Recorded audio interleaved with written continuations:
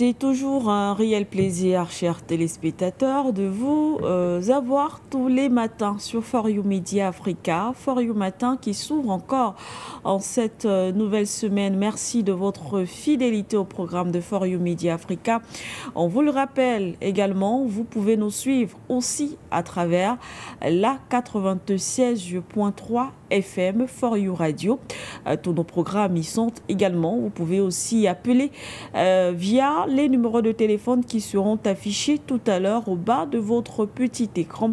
Vous n'aurez tout simplement qu'à les composer, appeler pour participer, sans oublier où que vous soyez également dans le monde, notre application For You Media Africa. Vous nous suivez 24 heures sur 24. Eh bien, la thématique de ce matin, vous l'avez donc suivie, on parle de cette affaire. En tout cas, une affaire qui semble, pour certains, restreinte au niveau de l'Occident. Mais pour d'autres, elle concerne, en tout cas, elle va nous renvoyer dans divers dossiers, ouvrir les secrets autour du contrôle de l'information, ce qui se cache réellement derrière l'arrestation ou alors l'interpellation du fondateur de cette application Telegram, qui a souvent été d'ailleurs considéré comme plus sûr par rapport à ces autres applications qui sont contrôlées entre autres par les États-Unis ou encore le bloc occidental. Telegram, eh bien son fondateur a été interpellé. Il est accusé de plusieurs chefs. On parle de terrorisme, on parle de cybercriminalité, mais derrière tout cela, il se cache certainement une autre affaire, le contrôle de l'information. Eh bien, on y reviendra comme on l'a annoncé tout à l'heure. Mais avant, on va bien sûr présenter nos invités qui vont introduire également la thématique d'accueil de ce matin. On est toujours dans le cadre de l'information, mais cette fois-ci, on fera un petit commentaire autour de cette décision des autorités maliennes. Eh bien, après France 24, RFI, alors les médias français sont une nouvelle fois dans le viseur, du moins de Bamako. Les autorités de Bamako ont décidé de suspendre la chaîne d'information LCI pendant 2 mois après de fausses, du moins elle est accusée de fausses accusations, du moins elle est accusée de fausses nouvelles, voilà, en ce qui concerne les opérations, entre autres, des militaires maliens de ce côté-là, mais aussi de leurs alliés russes qui opèrent aux côtés des forces armées maliennes. Alors, on parle du côté de Paris, on parle de fausses accusations en ce qui concerne le Mali. Eh bien, les services de la télévision LCI sont retirés des bouquets de tous les distributeurs de services de radiodiffusion sonore ou télévisuel autorisés au Mali pour une période de 2 mois à compter du 23 août 2024, a indiqué donc samedi la haute autorité de la communication malienne. Docteur Sango, avec vous, on va ouvrir sur ce plateau et surtout en ce qui concerne cette première thématique, on va dire, d'accueil.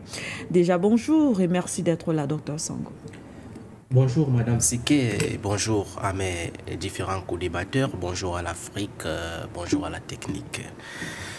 Pour revenir sur votre question qui constitue une autre thématique d'accueil, oui, il faut dire que nous sommes là aujourd'hui en pleine guerre communicationnelle où le Mali est en train de mettre en exergue sa souveraineté, parce qu'il faut savoir que qui contrôle l'information a le pouvoir. Et qui contrôle l'information, contrôle en quelque sorte le monde.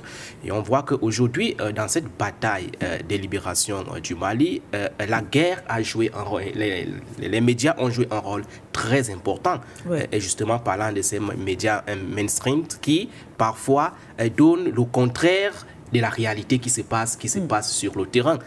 Dans un tel contexte, je pense que c'est de la responsabilité généralement des gouvernements de prendre à main leurs responsabilités, de recadrer ces médias-là dans le sens de la responsabilité. Donc aujourd'hui, moi je pense que l'action prise par le gouvernement malien est une action souverainiste qui est justifiée par le contexte même qui traverse ce pays-là.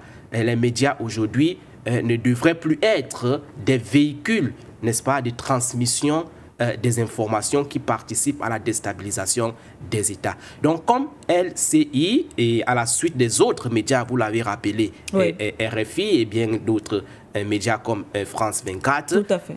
Le gouvernement est en train de recadrer ces médias-là et de leur dire que si vous restez ou alors si vous exercez dans un territoire bien déterminé, c'est justement parce que le gouvernement vous a permis de le faire et que vous devez vous conformer aux réalités et à la vision du gouvernement. Parfois même, on ne demande pas à ces médias d'épouser la ligne éditoriale des gouvernements, mais on leur demande tout simplement de respecter la véracité des choses, la réalité des choses. C'est ça qui échappe souvent à ces médias-là. Et nous comprenons l'enjeu, n'est-ce pas, pour lequel ils fonctionnent ainsi. Ils le font parce qu'en réalité, ils ont des objectifs à atteindre, des objectifs escomptés. Donc, moi, je pense que le gouvernement malien aujourd'hui montre chaque fois qu'il pose des actes à travers le monde qu'il n'est plus ce Mali d'il y a 60 ans, oui. Qu'il n'est plus ce Mali manipulable et ce Mali dont la souveraineté était sous-traitable sur le plan international, mais c'est un gouvernement de responsable aujourd'hui qui entend exercer sa souveraineté et l'assumer sur le plan international. Lorsque vous voyez les actions que ce gouvernement-là pose, vous n'avez pas quand même l'impression que ce gouvernement-là a encore peur ou encore a des soucis sur le plan international. C'est un gouvernement aujourd'hui qui répond aux exigences d'un gouvernement souverain. Donc moi je pense que c'est logique et ça entre en étroite ligne, n'est-ce pas, de ces autres actions que ce pays-là a eu à poser depuis que ces vaillants enfants et soldats ont décidé de prendre en main leur souveraineté. Merci à vous, Dr Sango, pour ce commentaire autour de cette actualité. On rappelle...